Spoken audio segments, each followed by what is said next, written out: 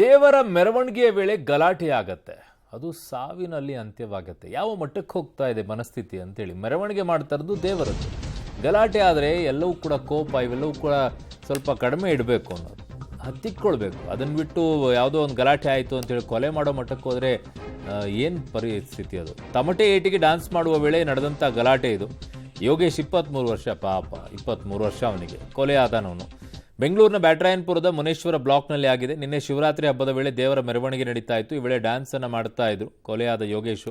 Dance ವೇಳೆ ಇತರ ಗುಂಪಿನಿಂದ ಯುವಕರಿಗೆ ಕೈ ಟಚ್ ಆಗಿತ್ತಂತೆ. ಅಯ್ಯಯ್ಯಯ್ಯೋ, ಇದೇ ವಿಚಾರ ಗಲಾಟೆಯಾಗಿ ಚಾಕು ಎರೆದು ಬರ್ಬರವಾಗಿ ಕೊಲೆ ಮಾಡಿದರಂತೆ. ಬ್ಯಾಟರಾಯನಪುರ ಪೊಲೀಸ್ ಠಾಣೆಯಲ್ಲಿ ಪ್ರಕರಣ ದಾಖಲಾಗಿದೆ. ಇನ್ಯಾವುದಕ್ಕೋಸ್ಕರ ನೀವೇನು ಶೋ ಆಫಿಗೋಸ್ಕರ ದೇವ್ರ ಮೆರವಣಿಗೆಗೆ ಹೋಗ್ತೀರಾ? ಟಚ್ ಆದ ತಕ್ಷಣ ಕೊಲೆ ಮಾಡೋಕ್ಕೆ ಏನ್ರಿ? ಯಾವ ಮಟ್ಟಕ್ಕೆ ಹೋಗ್ತಾ ಇದೆ ಅಂತ ಸಮಾಜ. ನನ್ನ ಸಹೋದ್ಯೋಗಿ ಉಮೇಶ್ ಈಗ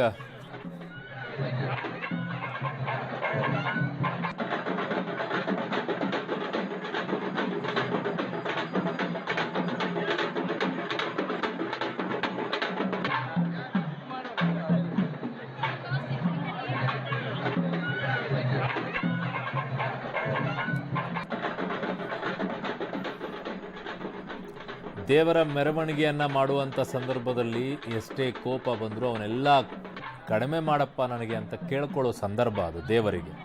ಆ ಟೈಮಲ್ಲಿ ಒಂಚೂರು ಟಚ್ ಆದರೆ, ಕೊಲೆ ಮಾಡೋ ಮಟ್ಟಕ್ಕೆ ನೀವು ಹೋಗ್ತೀರಾ ಅಂತಂದರೆ ದೇವರು ನಿಮ್ಮನ್ನು ಮೆಚ್ತಾನ? ಇನ್ಯಾವುದಕ್ಕೋಸ್ಕರ ಮೆರವಣಿಗೆಗೆ ಹೋಗ್ತೀರಾ?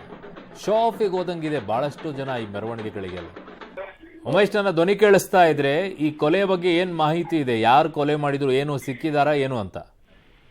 ಅರುಣ್, ನಿನ್ನೆ ರಾತ್ರಿ ನಡೆದಿರುವಂತ ಘಟನೆ ಇದು. ನಿನ್ನೆ ಶಿವರಾತ್ರಿ ಹಬ್ಬ ಹಿನ್ನೆಲೆಯಲ್ಲಿ ಅಲ್ಲಿ ಮುನೇಶ್ವರ ಬ್ಲಾಕ್, ಬ್ಯಾಟರಾಯನಪುರದ ಮುನೇಶ್ವರ ಬ್ಲಾಕ್ ಅಲ್ಲಿ ದೇವರ ಮೆರವಣಿಗೆ ನಡೀತಾ ಇರುತ್ತೆ. ಈ ಸಂದರ್ಭದಲ್ಲಿ ಡ್ಯಾನ್ಸ್ ಮಾಡ್ತಿದ್ದಂತ ವೇಳೆಯಲ್ಲಿ ಅಕ್ಕಪಕ್ಕದವರ ಅದೇ ಏರಿಯಾದ ಇತರೆ ಹುಡುಗರಿಗೆ ಕೈ ಟಚ್ ಆಯ್ತು ಅನ್ನೋ ಕಾರಣಕ್ಕೆ ಗ್ಯಾಂಗ್ ವಾರ್ ಅಂದ್ರೆ ಅಲ್ಲಿನ ಏರಿಯಾ ಹುಡುಗರ ಜೊತೆ ಗಲಾಟೆ ಆಗುತ್ತೆ. ಗಲಾಟೆ ಆದಂತ ಸಂದರ್ಭದಲ್ಲಿ ಅಟ್ಟಾಡಿಸಿ 4 ಯುವಕರ ತಂಡ ಯೋಗೇಶ್ನ ಅಟ್ಟಾಡಿಸಿ ಚಾಕುವಿಂದ ಇರಿದಿರುವಂತದ್ದು. ಈ ಸಂಬಂಧಪಟ್ಟ ಹಾಗೆ ಬ್ಯಾಟರಾಯನಪುರ ಪೊಲೀಸರು ಪ್ರಕರಣ ದಾಖಲು ಮಾಡಿಕೊಂಡು ಒಂದಿಬ್ಬರು ವಶಕ್ಕೆ ಪಡೆದಿದ್ದಾರೆ. ಆದ್ರೆ ಆ ಹಳೆ ದ್ವೇಷನ ಆ ಕ್ಷಣಕ್ಕೆ ನಡೆದಂತ ಘಟನೆಯಲ್ಲಿ ಕೊಲೆ ಮಾಡಿದ್ದ ಅನ್ನೋದ್ರ ಬಗ್ಗೆ ತನಿಖೆ ನಡೀತಾ ಇರುವಂತದ್ದು.